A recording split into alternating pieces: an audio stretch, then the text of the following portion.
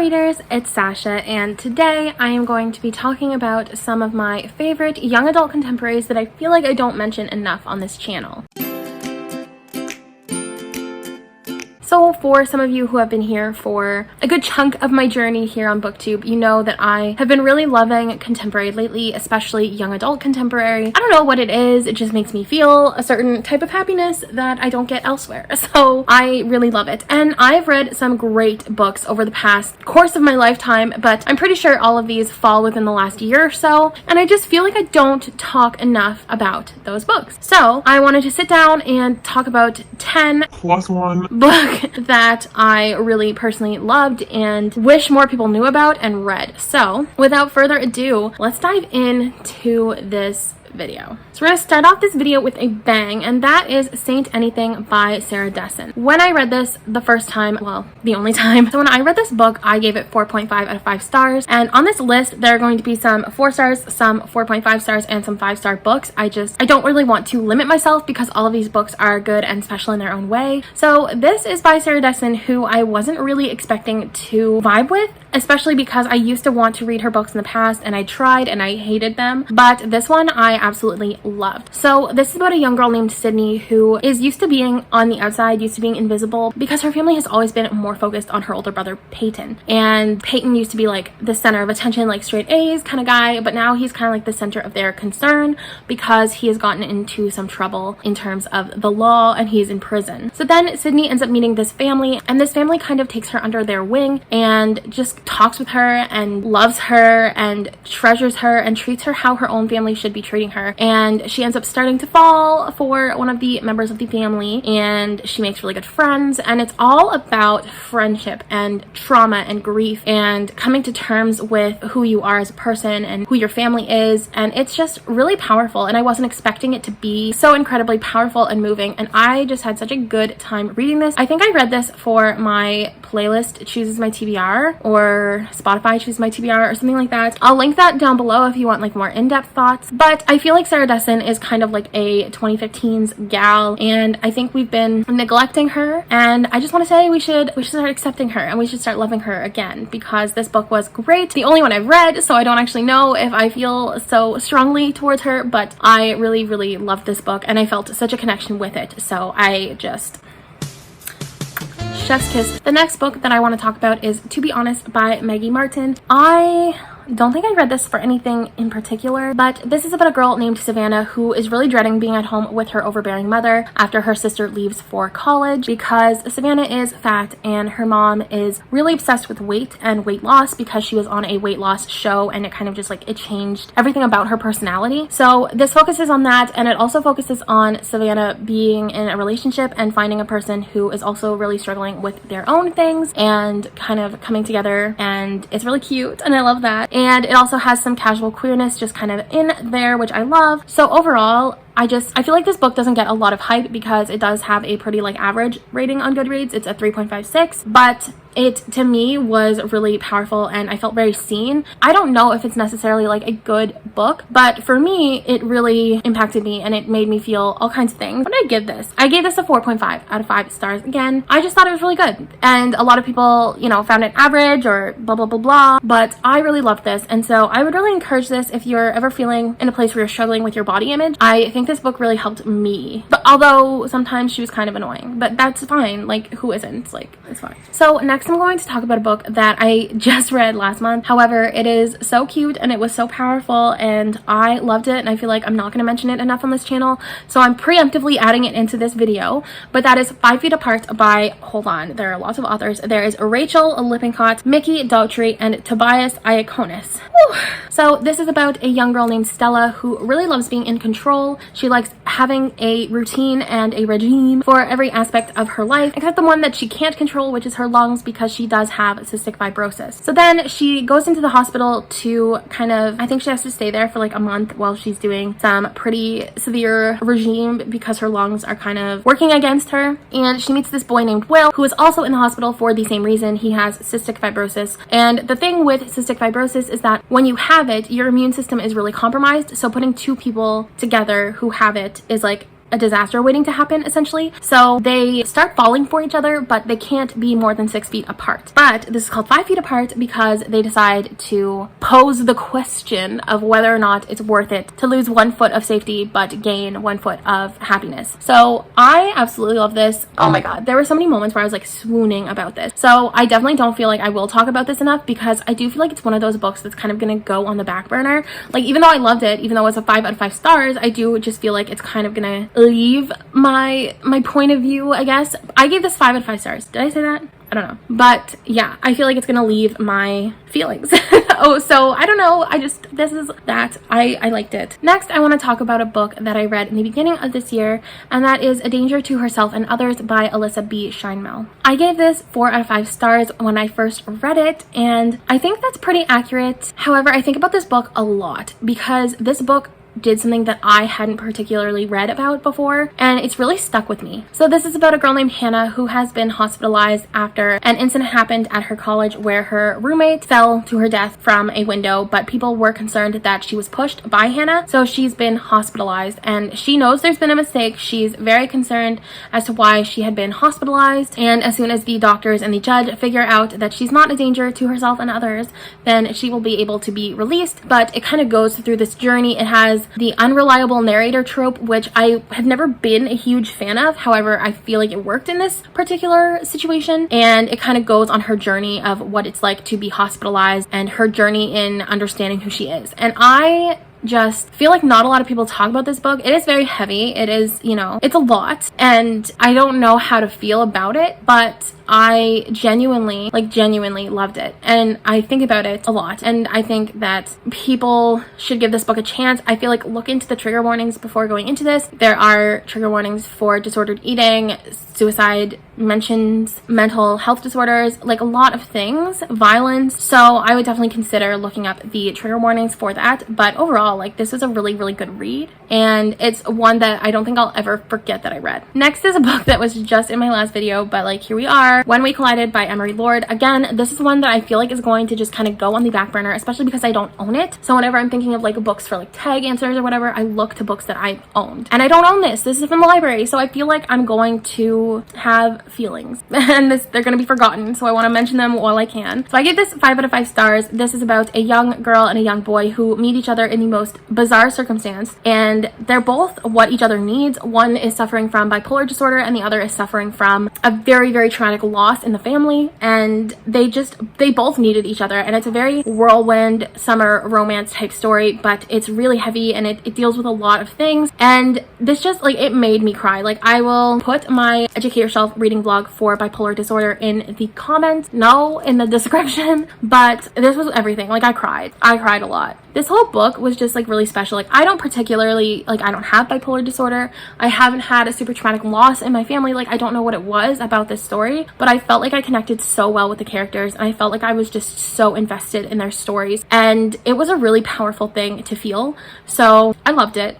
And I definitely know that my feelings are going to be thrown aside for them, so I just wanted to bring it up while I still have it fresh in my head and remember, because I think more people should read this book. So the next book that I'm going to talk about is Now Is Everything by Amy Giles. This is a book that I read for my very first star sign reading vlog, so I will link that in the description below. I believe it was reading like a Taurus or something like that, but this is essentially about a girl who lives in a family who on the outside looks perfect. Like, her dad's a pilot, her mom's a stay-at-home mom, she has a younger sister, and like, they're a really good looking family and everything looks perfect. But the father is actually a very heavy abuser, physically, mentally, emotionally. He really abuses the whole family, and this deals with a before and after perspective of before an accident and after, and how our main character Hadley is dealing with everything. And I feel like this book isn't talked about enough. This is a very sociological type story that really dives into abuse and what it's like to be in an abusive family, and I just absolutely love this book. It was incredible. I gave it 5 stars. It was hard to read because there were like descriptive scenes of their father being abusive, but I just can't wrap my head around how incredible this book is.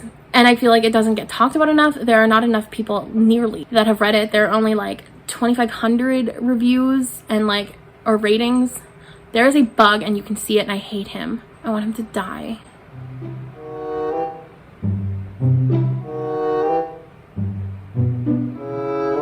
Anyway, There are only like 2,500 ratings and about 400 reviews.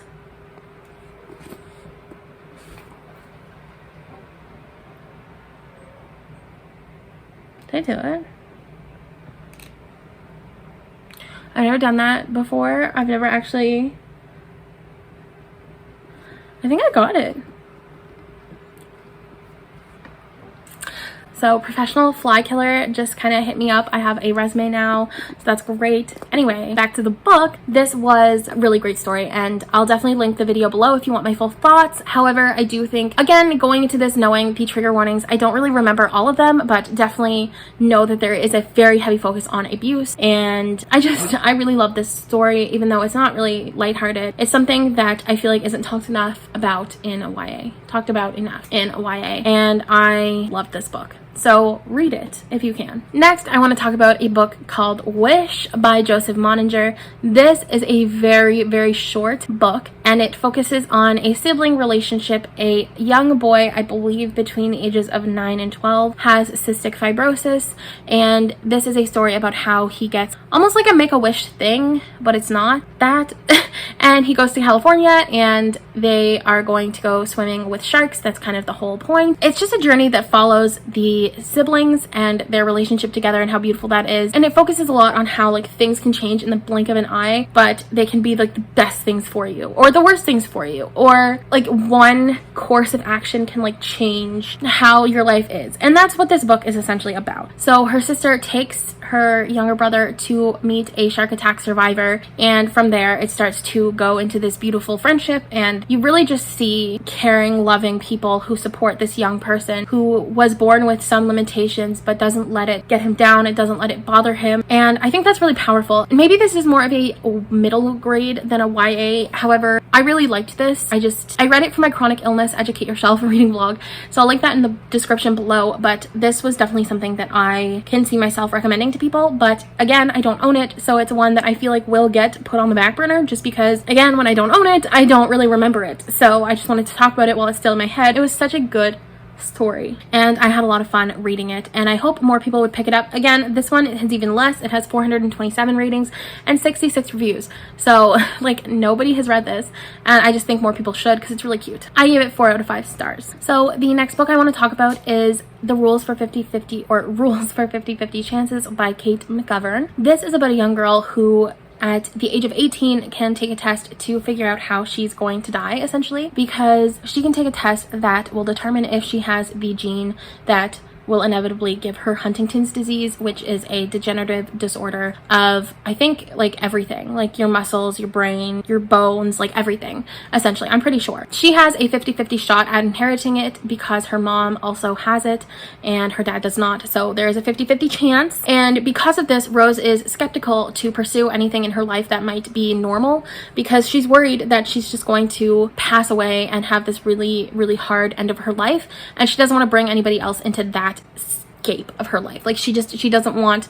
more people in there. So that includes like pursuing a relationship, stuff like that. But of course, she ends up meeting this boy, and this boy actually has sickle cell disease, which is a disease of the blood cells in the body. I believe it's the red blood cells. I'm not 100% familiar about it. And she just starts to realize why she should start letting people into her life, and she starts coming to terms with that she can't change whatever the test outcome is. So I liked this book because it had some pretty hard-hitting conversations around illness and around genetics, and it was really special. I did give this 4 out of 5 stars when I read it. It was one of those ones where you pick it up and you don't really have like the highest of high expectations. I mean, you expect it to be good, but you don't expect it to like absolutely change your perspective in your life. And this did. Like, I think about it a lot. I think about how much I enjoyed the story, how much the writing stuck with me. The characters were okay. Like, the main character was like, she's kind of annoying, but everybody else in the story was really great. There was a really, really good father-daughter relationship,